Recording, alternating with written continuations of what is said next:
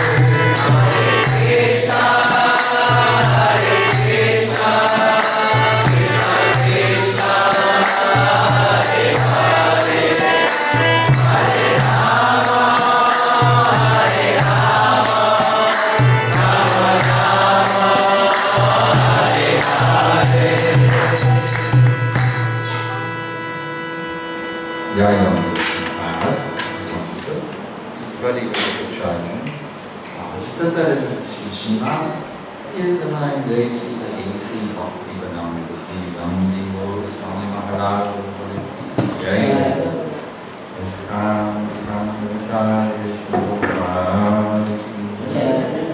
the Tita Pavan save the fallen soul Prabhupada Srila Prabhupada flooding the whole universe with ecstatic Krishna prema ki jai Jai Om Vishnu Mahaprabhu Bhaktivedanta Stata Shishima is the nine days Srila Bhakti Siddhanta Saraswati Goswami Mahaprabhu ki jai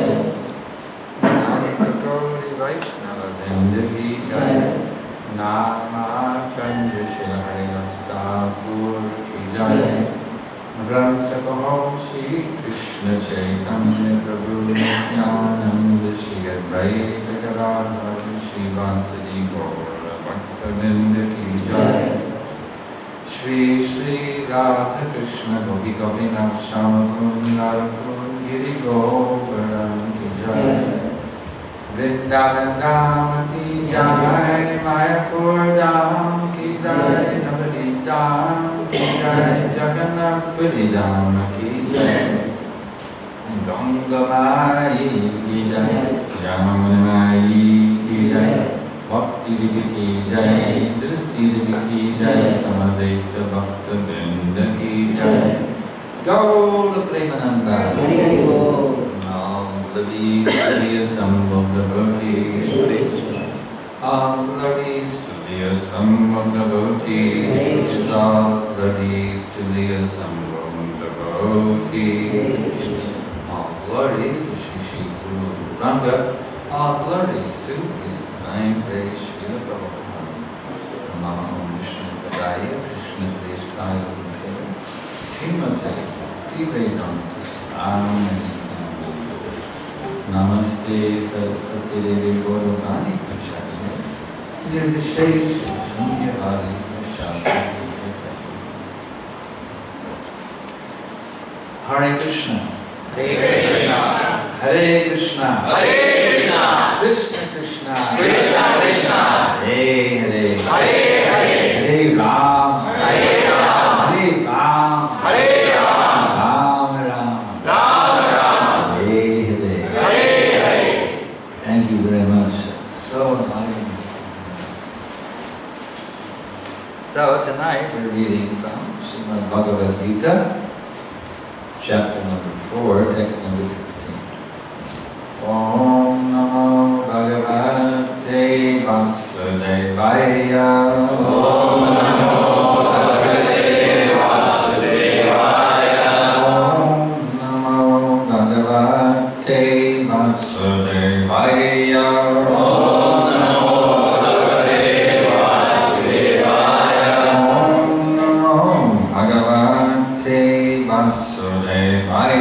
Om Namo Bhagavate Vasudevaya. Evam gyatva kritam karma. Evam gyatva kritam karma. Purvaya api mumukshuvi. Purvaya mumukshuvi. Kuru karmaiva tasmatvam. Guru karmaya tasmatvam. Purvai purvataram kritam. Purvaya purvataram kritam. Translation and purport by the Divine Grace A.C. Bhaktivedanta Nandi Swami Maharaj Prabhupada. All the liberated souls in ancient times acted with this understanding of my transcendental nature. Therefore, you should perform your duty following in their footsteps. Purport. There are two classes of men. Some of them are full of polluted material things within their hearts, and some of them are materially free. Krishna consciousness is equally beneficial for both of these persons. those who are full of dirty things can take to the line of Krishna consciousness for a gradual cleansing process following the regulated principles of devotional service. Those who have already cleansed of the impurities may continue to act in the same Krishna consciousness so that others may follow their exemplary activities and thereby be benefited. Foolish persons or neophytes in Krishna consciousness often want to retire from activities without having knowledge of Krishna consciousness. Arjuna's desire to retire from activities on the battlefield was not approved by the Lord. One need only know how to act. To retire from the activities of Krishna consciousness and to sit aloof, making a show of Krishna consciousness, is less important than actually engaging in the field of activities for the sake of Krishna. Arjuna is here advised to act in Krishna consciousness, following the footsteps of the Lord's previous disciples, such as the sun god Vivishwan, as mentioned hereinbefore. The Supreme Lord knows all his past activities, as well as those of persons who acted in Krishna consciousness in the past. Therefore, he recommends the acts of the sun god, who learned this art from the Lord some millions of years before. All such students of Lord Krishna are mentioned here as past liberated persons engaged in the discharge of duties allotted by Krishna. Vandeham Shri Guru Shri Jatha Padakamanam Shri Guru Vaishnavanscha Shri Rupam Sagrajatam Samagana Ragatam Vitam Tam Sajivam Sadaitam Supadutam Varijana Sahitam Krishna Chaitanya Devam Shri Radha Krishna Padam Sahagana Lalita Shri Vitam Vitam Sham Namo Vishnu Padaya Krishna Prestaya Bhutale Srimate Bhaktivedanta Swami Namaste Saraswate Devi Gauravani Pracharine Nirvishesha Shunyavadi Paschatya Nishatane.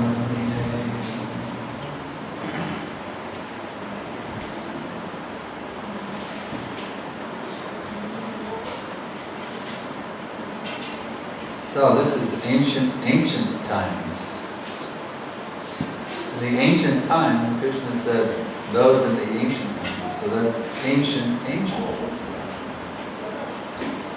So this process of Krishna consciousness, not some new invention.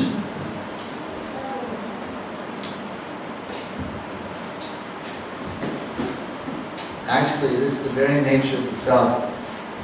Serve Krishna. How long have fish been swimming in the water? Is that some new invention? The fish now swim in the water? No.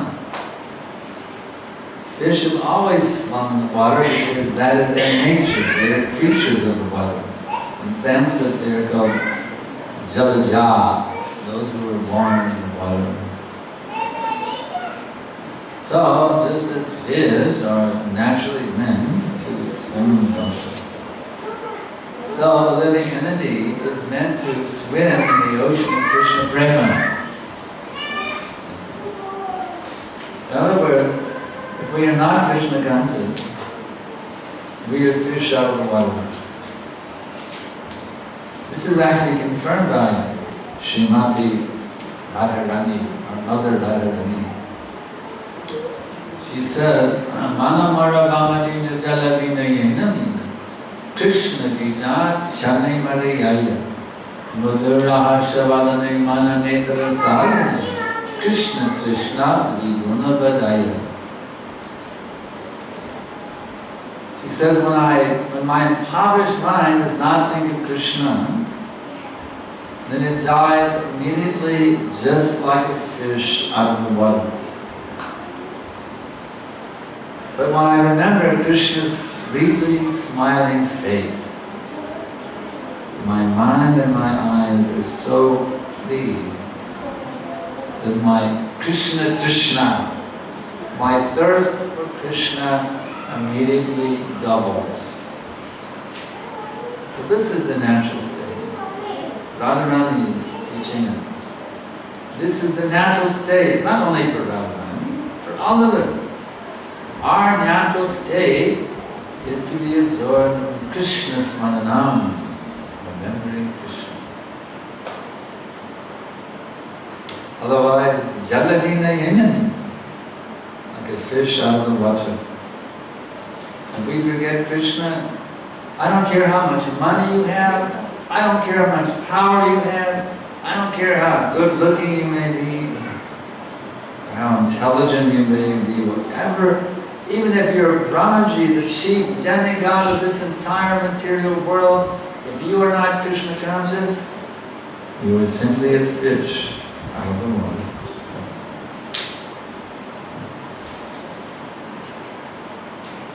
So, Krishna is teaching us fish who are out of the water at the present time how to get back into the water. It's up to us. We can stay on the dry land trying to artificially enjoy the money, power, prestige, etc., etc., etc., etc. Or we can take the mercy of the spiritual master who picks us up and tosses us back in the water. The trouble is, sometimes the fish, when you pick him up and throw him back in the water, he wriggles out of your hand and you can't get him back in the water. So don't wriggle. The moral of the story, the spiritual master picks you up and throws you back in the water, don't wriggle out of his hands. Be submissive. All right, you're going to throw me back in the water? Okay, I accept it. I'm not going to fight it. You want to throw me in the water? Okay, I'm ready. Toss me back in the ocean. Krishna, I'm ready to go. That's why submissive hearing of the spiritual master is of the utmost importance. If you hear, you go, well, I don't know, maybe if you find fault with the spiritual master, well, he doesn't really know what he's talking about. Was he born a Hindu? Is he? You bring in all these material considerations, you're just like a fish squirming out of the hands. See what I'm saying? One should just say, okay, this is the message coming from Srila Prabhupada. This is the message coming from this great line of Acharyas. Even there was a line of Acharya before Arjuna. This is what the liberated souls, even in the ancient times have done. This is not some new concocted thing. This process of Krishna Bhakti is proven more than anything else in the history of the universe. It is the most scientific, it is the most authorized, it is the most genuine, it is the most potent, it is the most powerful system for getting free of all suffering, all anxiety, all confusion, all delusion, all bewilderment, all problems of life. All problems of life. Do you want to continue suffering in this material world? How do you like it? Do you enjoy getting older? How about getting sick? Would you like some cancer today? How would you like to hear if you can't? of the doctor says, "Today I have to tell you we have terminal, inoperable, incurable cancer." Would you like to hear that? This material world means we have to deal with these things. So, this is not natural. The actual self is not meant to get sick, not meant to get old, not meant to die, but because we are foolishly trying to imitate Krishna, we have put ourselves into this position of misidentification with the material energy. You understand this? Because we are foolishly trying to imitate Krishna's position as the supreme enjoyer. We are usurpers. We're trying to usurp the position of Krishna. Therefore, we find ourselves in this prison of material existence. What's the proof? Your prison uniform is the proof. Prison uniform, you may say? What do you mean, prison uniform? Yes, these material bodies are our prison uniform.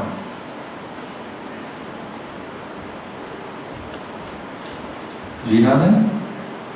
You're an inmate in the cycle of birth. Each lifetime is a cell.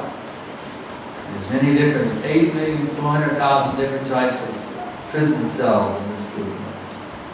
And one simply goes from one cell to another cell within the prison. But if you take advantage of the mercy of Guru and the mercy of Krishna, you can be released in the prison. No longer to suffer birth, death, old age, and disease. That is the great power of Krishna Bhakti. This is beyond even what the yogis achieve. This is beyond what the jnanis achieve. The jnanis can go on speculating for thousands and millions of years through the process of elimination of the mundane and still not achieve this perfection. Thousands and millions of years of mental speculation are the yogis who are practicing pranayama by drilling the respiration. They can go on for thousands and millions of years with this process and still not achieve this Krishna consciousness. So if you have the opportunity to hear from the bona fide spiritual master, if you have the opportunity to hear the bona fide message of the Bhagavad Gita, you are in the most fortunate position of any living entity in this entire universe.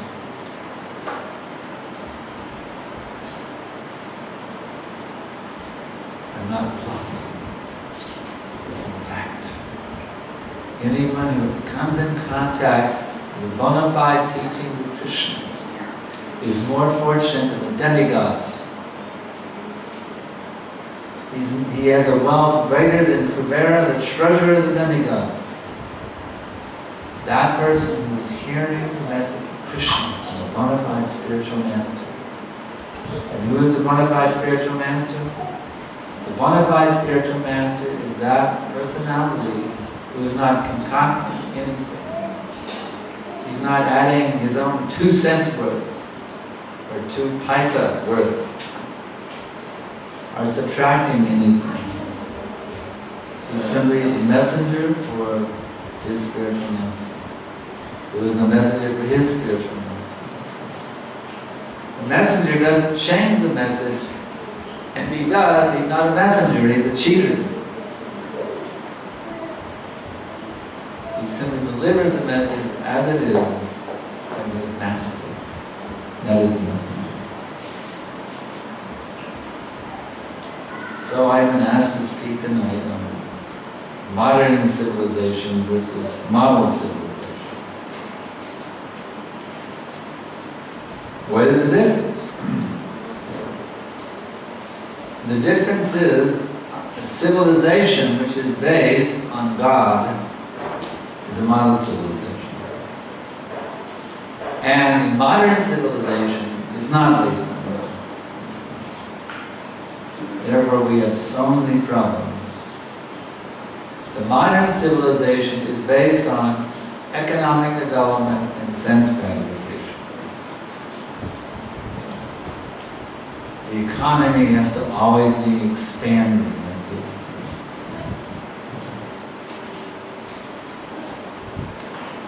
The leaders don't actually know how to govern. That's a big, big problem. They have no idea what to do. They just want to keep their position. They like the money, the power, the prestige of their position. And they do whatever they can to stay in power. They don't have any idea what is beneficial for themselves or what is beneficial for the citizens. And therefore, these leaders, the result is they are creating more and more of a hell on earth. With each passing year, the atmosphere, have you noticed? I've noticed that I grew up in the 50s. And I've noticed it's becoming, every year is becoming more and more of a hell on this place. Because the leaders don't know how to hear from one of my spiritual masters. All they want to know is, how can I stay in power? That's all they care about. That's the only thing they care about. They have no idea what is beneficial for the citizens. Therefore, people are suffering like anything. Mother Bhumi, the goddess of the earth, is weeping. She's being overburdened with so much sinful activity. So many cows are being slaughtered. Every year in the U.S., 1.4 million babies are murdered. And the politicians say they're in favor of it. Abortion. They cry when 20 children are shot dead. That's very bad. Obama will shed tears when 20 children are shot. But he says that I approve the 1.4 million that are killed on purpose every year, the government authorization. And they call this government? This is insanity. You make a big show of crying on the television about 20 kids. What about the 1.4 million that you authorize to be murdered every year, Mr. President? You understand? What kind of demoniac, insane culture? We just came from Mauritius. Mauritius is decided to be a progressive nation. For all these years of their history, abortion has always been illegal, but now they're keeping up with us wonderful country. And they legalize, just now legalized abortion there as well. So this is the kind of atmosphere we have in this place. We have baby killers, cow killers, who are running the country.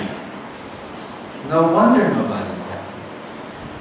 Do you realize the karma that's coming from killing 1.4 million babies every year in the U.S.? What kind of karma that has on the karmic effect it has on the country and all the other countries that are killing babies? What kind of karmic reaction you get from murdering babies? It's heavy, heavy, heavy karma. You can't expect happiness in a culture that kills the cow, that kills the little children. You can't expect any happiness or anything good to come out of such a culture, except more and more chaos.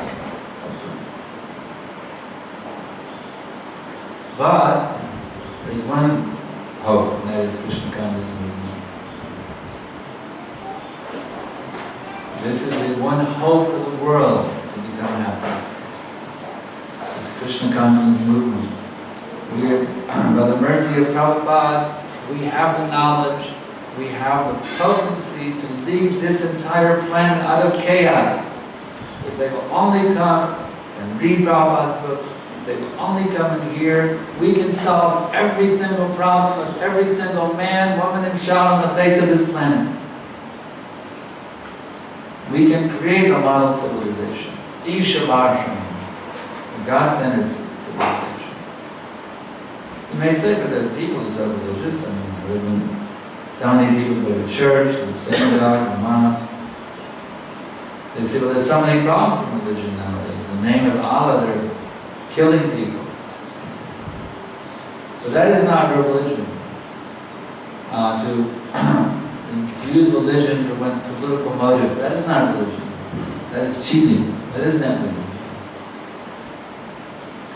One who is actually religious, he becomes saintly. If you love God, you must love all of God's children.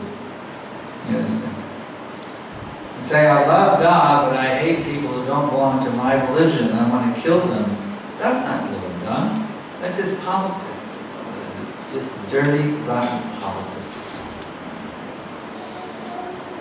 If you actually love God, you will love all of your brothers and sisters. Because we're all children of God. There's only one supreme being.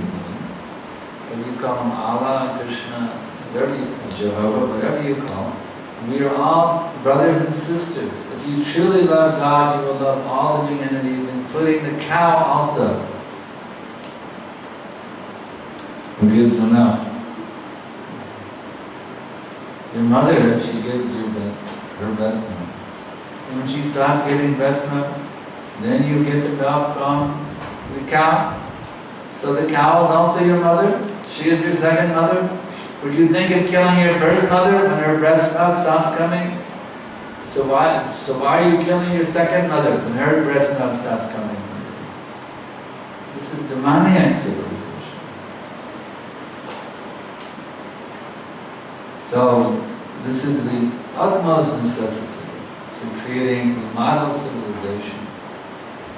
Out of this demoniac, so-called modern civilization, we must now educate them in the values of Krishna consciousness so that people can become happy. The Vaishnava cannot tolerate to see people in suffering condition because he loves everyone. It doesn't matter what color your skin is, what is your gender. The Vaishnava loves everyone because he sees everyone as part and parcel of Krishna. Everyone. The animals, the plants, the human beings, he sees everyone as a part and parcel of Krishna. Therefore, the Vaishnava wants that everyone should become happy. Therefore, he dedicates his whole life for awakening in Krishna consciousness in the hearts of all. Because he wants everyone to be happy.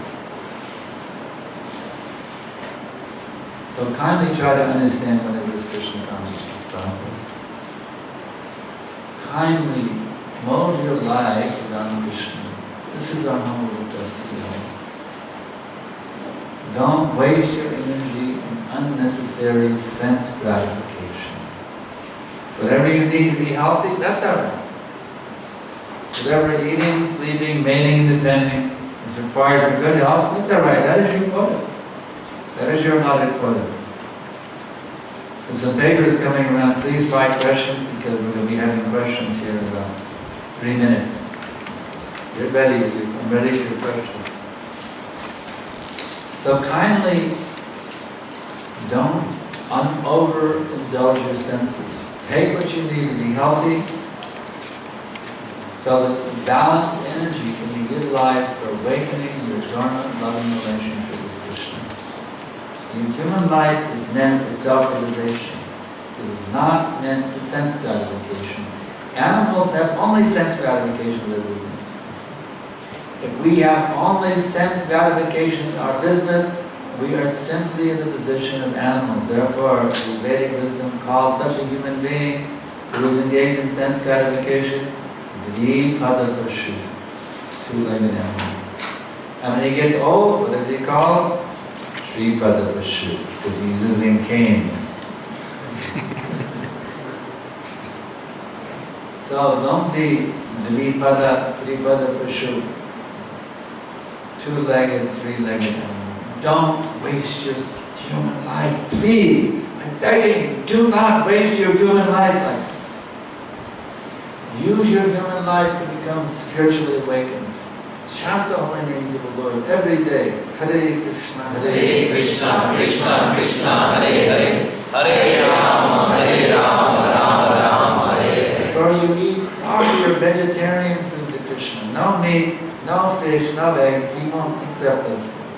But offer your vegetarian food to Krishna before you eat. So the mouth has two functions. Speaking and eating, isn't it? So you will if you have only Krishna coming out and only Krishna going in, by this process of properly engaging the tongue, by vibrating Hare Krishna and tasting prasad, by this activity of properly engaging the tongue, you will become spiritually awakened. You don't have to be a great yogi, you don't have to do pranayama, you don't have to go to the Himalayas, you don't have to do great sacrificial offerings, you don't have to become a great scholar of the Vedanta Sutra. All you have to do is chant Hare Krishna and take prasad. And even a child can do this. So please, regularly chant Hare Krishna and regularly take Krishna prasadam. And by this activity, gradually, you'll become a self-realized sage. As a householder, as a brahmachari, as a politician, as a cowherd boy, whatever your occupation is, a cook, a dishwasher, an IT specialist, whatever your position is, if you will chant Hare Krishna and you will take prasadam, you'll become spiritually perfect and you'll be the greatest citizen in this country to bring happiness back to this country. So now I can have some questions.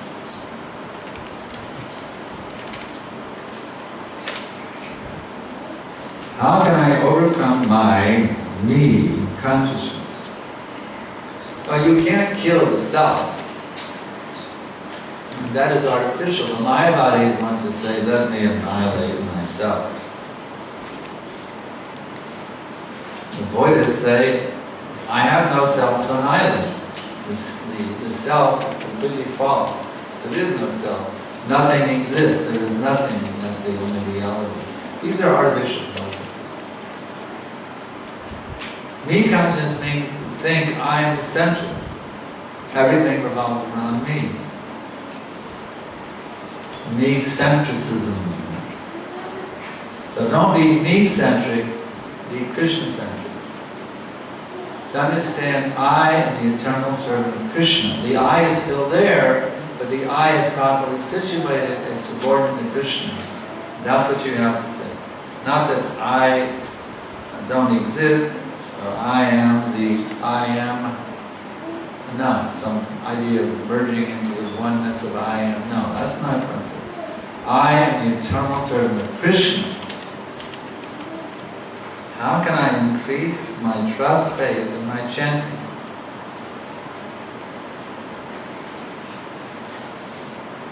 You simply have to remember that Krishna is absolute.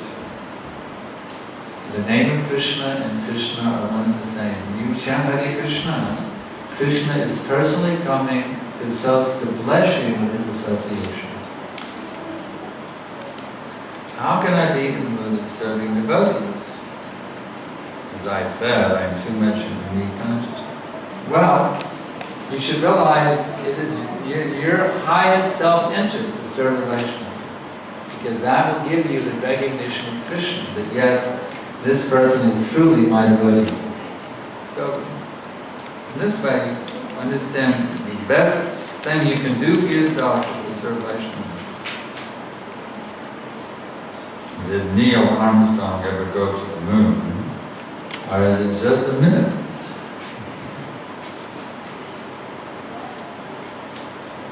Actually, Prabhupada said so many things about the moon. We went to the moon, we didn't go to the moon. We went to the planet Rahu, it was in Arizona. Prabhupada said so many different things in so many different situations. The point is, even if he went to the moon, what did we gain? That's the real point.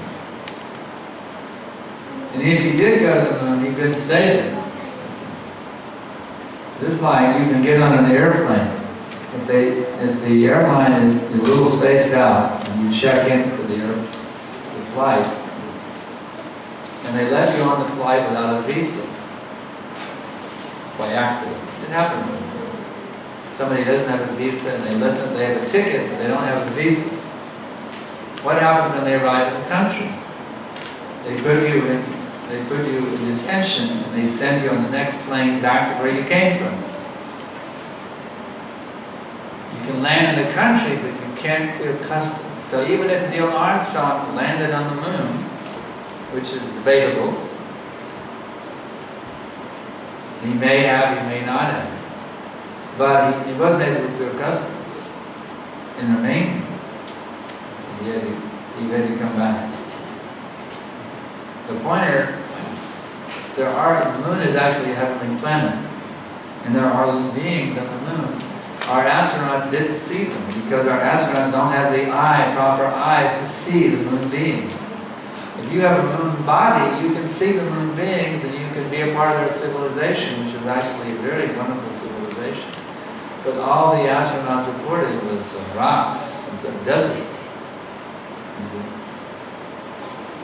So if they did go to the moon, they weren't able to actually enter the moon civilization because they didn't have the proper eyes, ears, nose, etc. of the moon being to actually experience the moon civilization. It's like landing somewhere without a visa and they put you on the plane back the next flight back.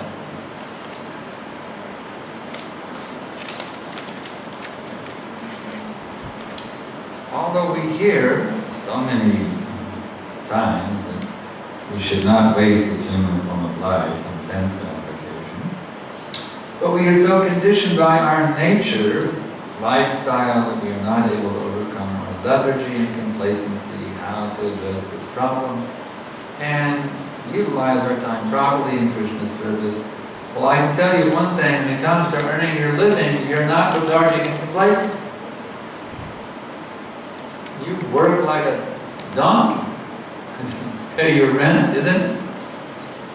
Are you lethargic and complacent? Well, I'm going to go to work today. Just going to sit around and watch TV. You know. No, you get up and you go to work. Guaranteed. You hustle for the bucks, as they say in the U.S. Not complacent for earning your livelihood.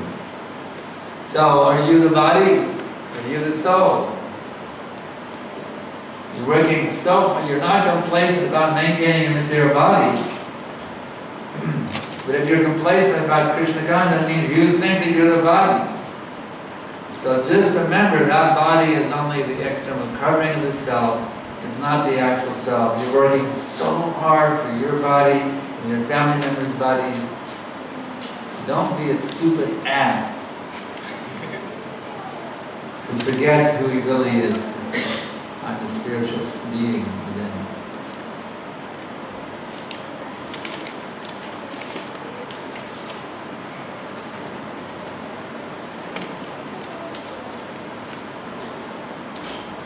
Must the Tulsi leaves always be offered with food? Yes, that is the system. Always offering the Tulsi leaves. If there's an emergency situation, there is no Tulsi leaf. You're shopping, you're flying to South America or something, and you have to make an offering, offer some fruit somewhere, and you don't have the Tulsi. Krishna can see the circumstances. But everyone who has, we should all keep Tulsi leaves, keep the Tulsi plant, or everyone should sow the Tulsi plant so you can offer a Tulsi leaf along the way. That's the standard.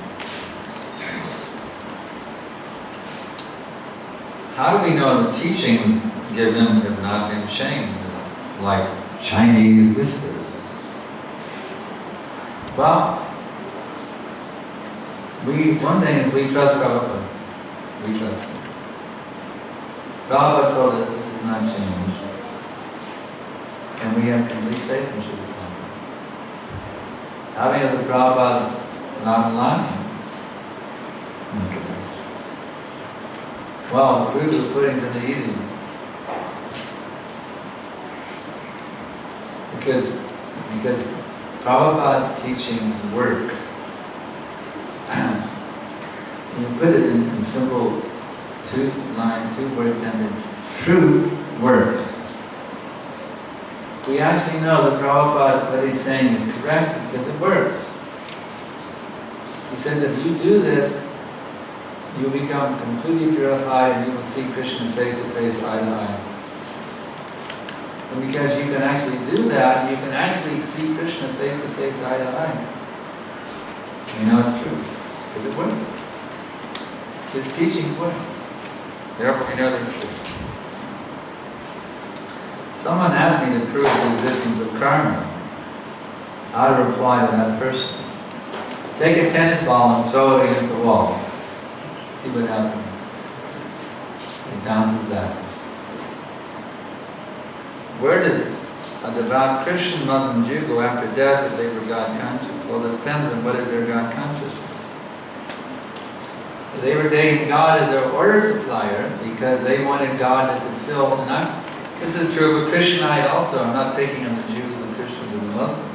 This is true of any religious person. If they take God as their order supplier, that God is someone to facilitate their sense gratification, they're not ready for the spiritual world. They're not ready. The person who is ready for the spiritual world is that person who has no desire except to serve the Lord's desire. He has no personal desire. Whether it's a Jew, a Christian, a Muslim, a Christianite, it's the same principle.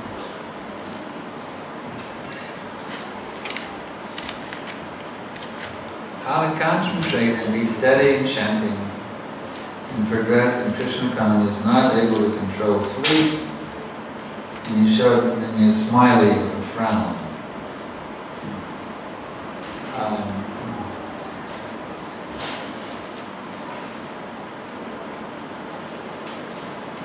Well, the way to control sleep is to keep the head, set your alarm, set an alarm clock. If one doesn't work, set 2. If that doesn't work, set 3. Even if you need 4 alarm clocks, set 4 alarm clocks so you get up, or have somebody wake you up.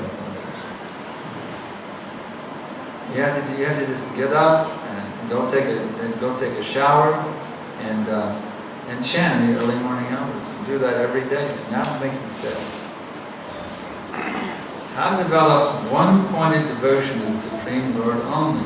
Devasayatmika buddhi eke kuru, as my mind is wavering to other demigods as well.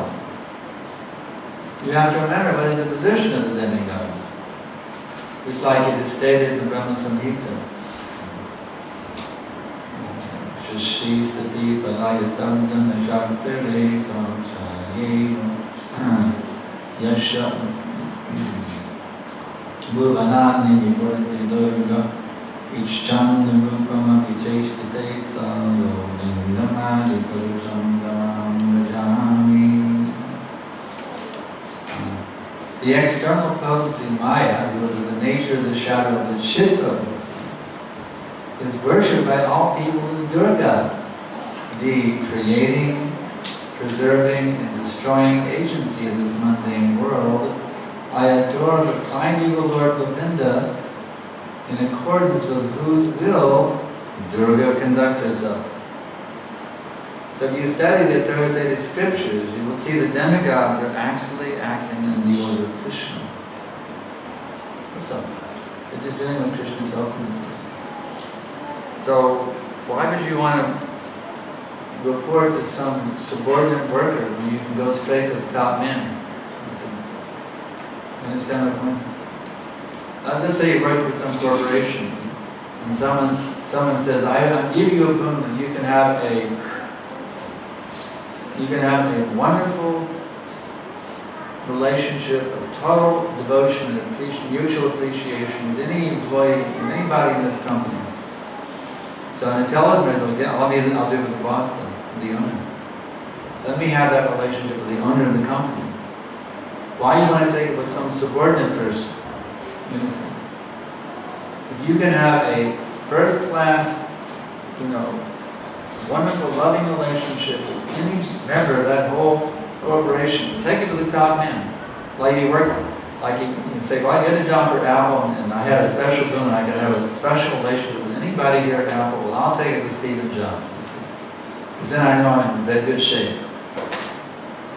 See what I'm saying? Well, go to the top man. If you can have a special, first-class, loving relationship with any person, go to the top man. That's intelligence. Why are you going to take some subordinate worker? And you can have it with the top man. Because when you got to the top man, nobody can mess with you. You're covered. You see? You take a lesser person, he can also get in trouble. And you're with him, you're in trouble with him. When you go to the top man, nobody can mess with you. If you work with some company and you're intimate friends with the owner of the company, nobody can mess with you. You're intimate friends with some lower level manager who can get laid off. What good is your friendship? He got laid off. He helped you get a position, but he got laid off and you got laid off with him. You see what I'm saying? Go to the top man. If you can have a loving relationship with the top man, that is intelligence. That is Krishna consciousness. How to always remember Krishna, never forget Krishna. In such a busy day schedule, offer your whole day in Krishna's service. My dear Lord, whatever comes today, by your grace, it all belongs to you.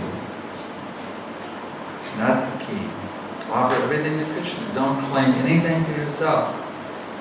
I work at the bank and the software is being used in the beef industry.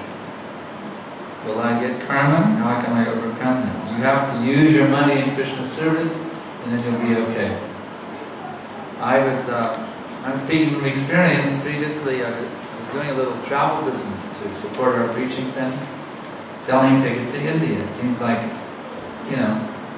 pretty karma-free type of thing. But then I realized that some of these people, actually most of the people are vegetarians. Most people who go to India are vegetarians. But a few of them were meat eaters. And I realized when I sold this airline ticket to them, I was selling them meat dinner that went with the ticket. So am I supposed to quit my job?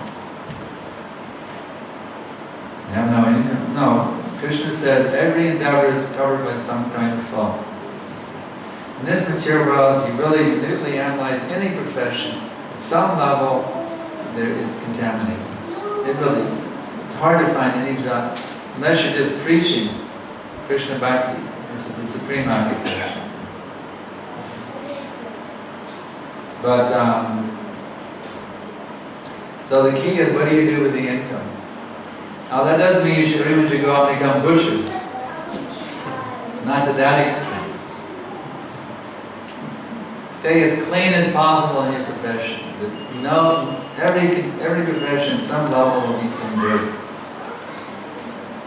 I mean, even you work with some company, and you're helping the company to be successful, and on Christmas they have a meat dinner for all the employees. So actually you help to pay for that meat dinner just by working at that company. You see what I'm saying? It's very difficult to find it to be completely, absolutely clean in any profession.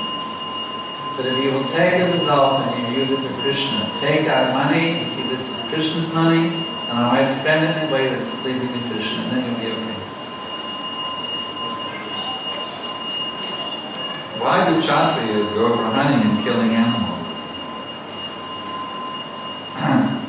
The Kshatriyas in the former time were real Kshatriyas. Nowadays you don't have Kshatriyas. In the former time, a Kshatriya, Kshatriya means one who protects from harm. The Kshatriyas, if there was an enemy attack, the Kshatriyas would not sit in the White House and send the college students out to get slaughtered on the battlefield. The Kshatriya would be the first one out there. Just like there's one story from Rajasthan that the king went out to fight a battle with his soldiers. And he came back defeated to the palace. The queen said, lock the palace gate. Don't let him in. My husband will either die in the battle or come back victorious. If he doesn't come back victorious from the battle, he's not my husband. Don't let him in. That is Kshatriya. So, the Kshatriya had to be very expert in killing. That's his duty, to kill. Not as an aggressor, but as a protector. So to practice the killing art, they would go into the forest and they would kill the animals that are harassing the sages, like the tigers. So that is not sinful for a Kshatriya. That is his duty, to be an expert killer. Huh? We're running out of time? Okay, I've been notified for those whose questions did not get answered, our apologies, and I will be answering in the next class tomorrow morning. I'm sorry we've run out of time, and these questions are all very important. I don't consider them unimportant, but I will keep them very carefully tonight with me. Tomorrow morning I will answer them. Bhagavatam. Right? And what's this? There's more questions. More questions. This is one. It's a very nice question. Tomorrow evening's program is question and answers only, so maybe Oh. you can save it for Save them tomorrow. Let's leave for tomorrow evening. Where will it be held? just right, same place, same time. Same time, same place, same philosophy. Krishna consciousness. And these questions, tomorrow's night session is a question and answer session only, so I'll be speaking on these questions, and if you have any more between now and tomorrow night, write them down and bring them. I won't give any lecture, to speak pure questions and answers tomorrow, so that's good. So we'll stop here, and we thank you all very, very much for your participation in this Krishna consciousness movement. Please help us to turn this modern rascal society into a model society. This is our request. Dedicate your life to Krishna and help us to save the world. Srila Prabhupada ki jai. Jai Shri Sankarshan Das Adhikari Maharaj ki Jai.